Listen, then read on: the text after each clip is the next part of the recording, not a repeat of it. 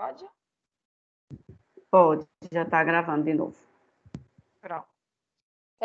Esse Diamante e as Formigas me pegou pelas sensações, lembranças pré-existentes.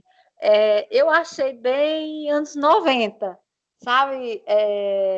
A minha adolescência, início da vida adulta, casos de amigas minhas, o movimento grunge, foi bem, sabe, me veio você sair com os amigos no final de semana, eu tenho isso comigo, eu tenho esse toque, essa mania de ir para cinema sozinha. Em Juazeiro eu compro a poltrona que não tem, é única, não tem ninguém, nem à direita nem na esquerda. Então, assim, foi totalmente assim a descrição, como a mulher. Hoje, você vê mulher num bar, bebendo, é tão lugar comum, mas na minha adolescência não era. Eu chegava ali, antigo, ai meu Deus, que ali indo. É porque eu sou de Petrolina. Tem um barzinho ali que era o Caudilho. Então, assim, um happy hour no Caudilho, eu trabalhava numa ótica, era a maioria mulher, e 5, 6 mulheres sentavam numa mesa, o resto de todas as mesas era homem. Então, assim, quando chegava, chamava atenção. Tinha o quê? 1 ou 2 mulheres sentadas acompanhando namorado, marido. Agora, sentada, um grupo de mulheres, era muito raro. Então, assim, erros, acertos, abuso, pai em casa dizendo que lugar de mulher não era na rua, isso pode acontecer hoje, mas é bem anos 90, é bem assim, minha infância, minha adolescência, vida adulta. Então, assim, quantas vezes meu pai me trancou a casa, disse que eu só entrava para pegar minhas coisas para ir embora, porque eu não tinha permissão de sair para uma festa e chegar o dia amanhecendo. E sabe assim, quantas vezes eu fui para uma festa e sozinha encontrei o pessoal lá e disse, eu não tenho como voltar para casa, a maioria do pessoal que eu tinha amizade era juazeiro, eu disse, eu tenho que esperar o ônibus, porque eu não tinha transporte na época, e disse, vamos amanhecer o dia. Quantas vezes a gente foi para Concha, esperar o dia amanhecer, foi para Ilha do Fogo, tomar um banho de rio, esperando o dia amanhecer, para pegar o primeiro ônibus para ir para casa. Então, assim, esse conto me pegou pelas sensações, pelas imagens, me fez lembrar várias histórias de amiga minha que, mesmo a questão do abuso, sofreu, mesmo sem ser abuso, bebeu demais, que sabe, chegou em casa sem caçola. Assim, acontece.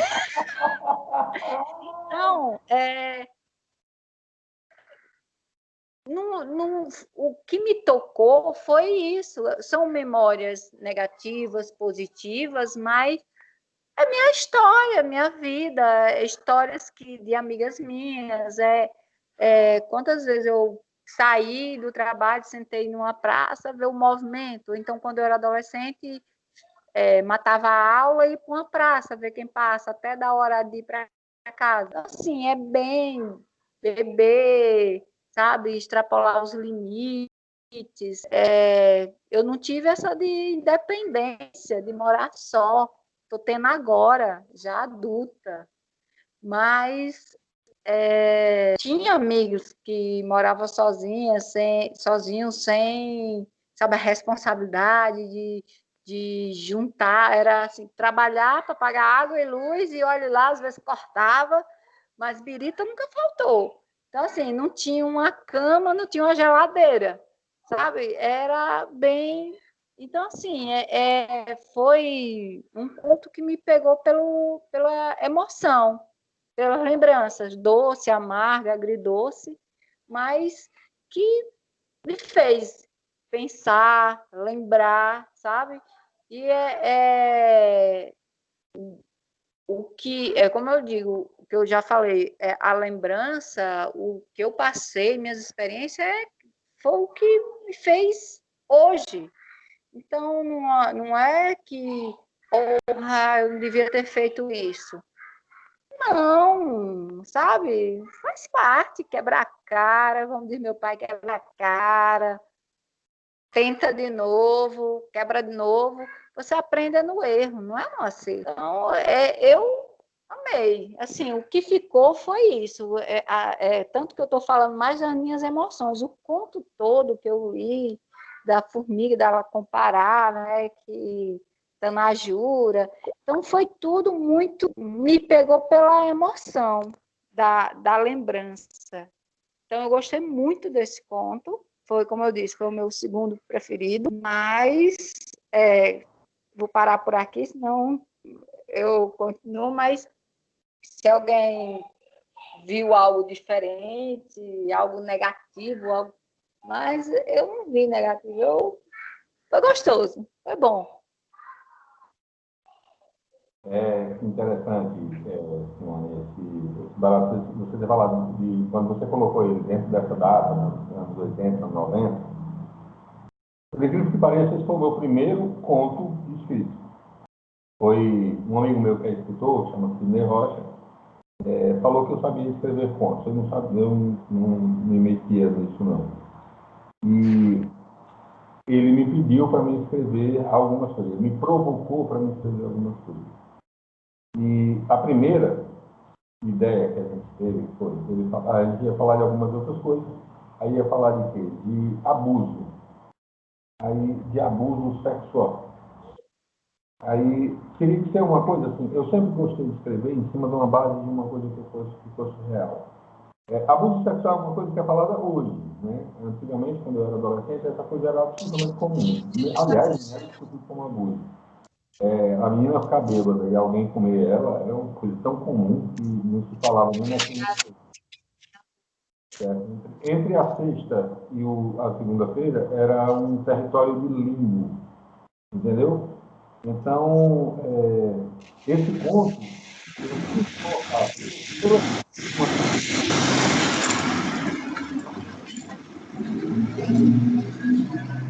colocar essa mulher para ter... Só rapidinho, desculpa, Lupe. Simone e Rita estão com o microfone aberto. Professora, eu estou tentando desligar. Você está na minha cara de aflição? Não está desligando. Eu vou conseguir.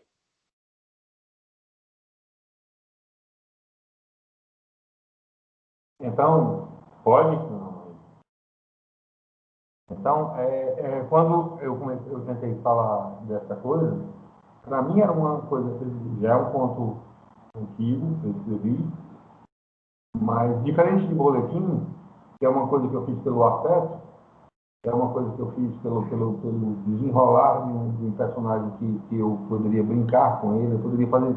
Boletim eu poderia não matar ele, eu poderia ter transformado ele, eu poderia ter deixado ele fumar o cigarro dele, e o mundo se acabar, eu poderia ter deixado ele, nos últimos momentos, ele encontrar a mulher que ele queria amar, que ele nunca teve. Eu poderia ter feito qualquer coisa. O boletim era uma relação de afeto meu. Diamante e Formigas foi o meu primeiro, real oficial, meu primeiro conto. É a minha primeira experiência com essa história de uma narrativa diferente. Você tem que contar uma história a alguma pessoa e essa pessoa tem que acreditar quando estiver lendo essa história. Aí eu ficava imaginando como, na minha geração, não existia, como eu estou te dizendo, essa coisa do abuso sexual. As pessoas abusavam realmente. Né? Não tinha esse nome.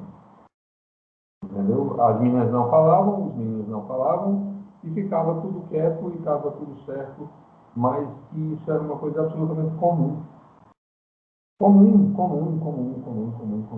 Só que nunca, assim, aí eu digo, como nunca o lado menina que fala, e assim, quando essa menina que fala é uma menina da capital, de São Paulo, de Rio de Janeiro, de Belo Horizonte, essa coisa toda, que era uma outra relação, essa coisa de uma menina que mora numa cidade do interior, que precisa trabalhar e tem como única e o único coisa que ela tem como sei lá, como fetiche seria esse cinema, porque o cinema é a mesma coisa do livro, dentro das coisas que a gente estava falando antes. É onde ela entra no território da ficção. No cinema, a pessoa pode ser qualquer personagem. Eu posso ser o bandido, posso ser o herói. Eu posso ser o que morre, eu posso ser o que mata. Eu posso ser essa coisa toda. A menina, quando ela saía do cinema, era assim, justificava a vida dela dentro do cinema. A vontade de ver o pai morto é a vontade de ver o patriarcado de uma maneira inteira morto. Não é o pai dela. Enterrado debaixo de cimento, em terra seca, para não nascer nada, é a imagem desse poder que diz: você cala a boca porque eu estou falando, você vai ficar quieta porque quem manda sou eu, você não vai chegar tarde porque quem bota a comida na casa sou eu, você cala a porra da sua boca, ou então você vai procurar o caralho de uma casa para você ficar, sua vagabunda, ou seu vagabundo, ou seja lá quem for. É tirar esse poder. Quando ela tira essa viagem, ela diz, o camarada nesse caso, o pai dela tinha tanto poder que nem a mãe dela, nem o irmão falam nada. Eles ficam em absoluto silêncio quando ela é botada para fora. Eles não falam em nada por ela. Nem depois do conto tem qualquer tipo de encontro entre o irmão e a mãe com ela. Ela morreu. Ela é uma vagabunda, ela é uma vadia. A partir daí, ela começa a dizer, eu vou sobreviver apesar de qualquer coisa. Ela sabe que é uma selva, porque se era naquele tempo, quando eu escrevi, sei lá, mais de 10 anos que eu fiz esse ponto, provavelmente, se era uma selva naquele momento, imagine hoje. Então, o grande barato dela era sobreviver. Sobreviver, às vezes, nem sempre é assim. A pessoa diz bem assim, a pessoa diz assim, eu não queria morrer. Aí a pessoa pergunta, e tu está vivendo? Tá? Porque viver e sobreviver é outra coisa. Uma pessoa que diz, hoje eu estava falando com a minha filha, e estava dizendo assim, uma pessoa diz assim, eu vou fazer contabilidade, porque contabilidade dá trabalho. E você sai e trabalha. Aí a pessoa chega e diz, e você vai trabalhar a semana inteira fazendo conta e chegar no país, esperar a sexta-feira para você tomar cerveja, ou para arranjar um namorado, ou casar, ou ter essa coisa toda, e para esperar outra segunda-feira, para esperar outra sexta-feira, para esperar outra segunda-feira, e 10 anos depois você descobre que você não está fazendo pica nenhuma de sua vida. Você é uma samambaia com sensações. Se alguém te dá água, se alguém te dá comida e se alguém te dá meia hora de sol, você está super feliz.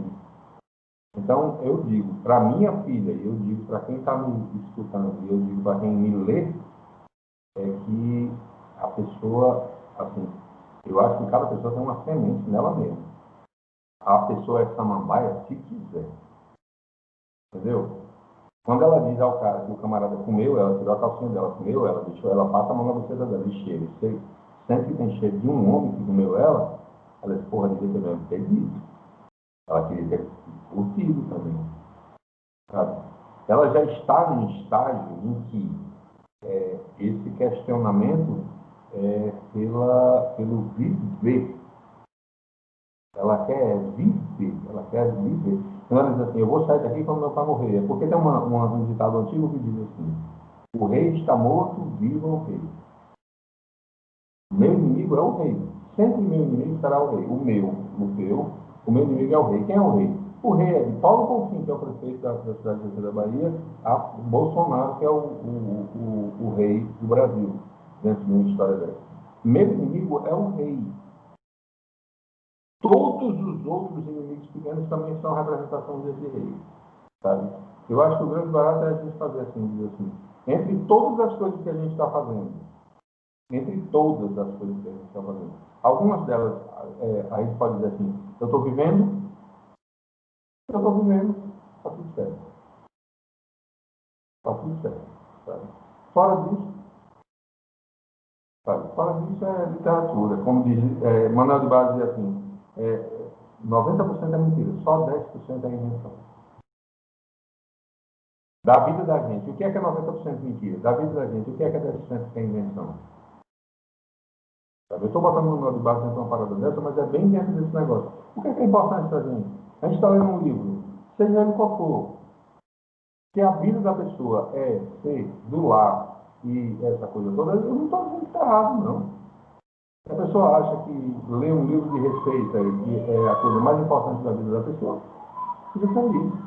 Se a pessoa está lendo Manuel de Barros, ou se a pessoa está lendo qualquer outro livro interessante, importante, e que vai mudar, empoderar essa pessoa, faça assim.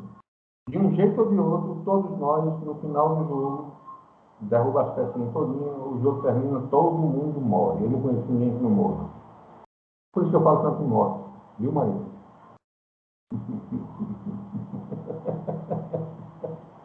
Sim, senhora. A senhora pode ficar à vontade.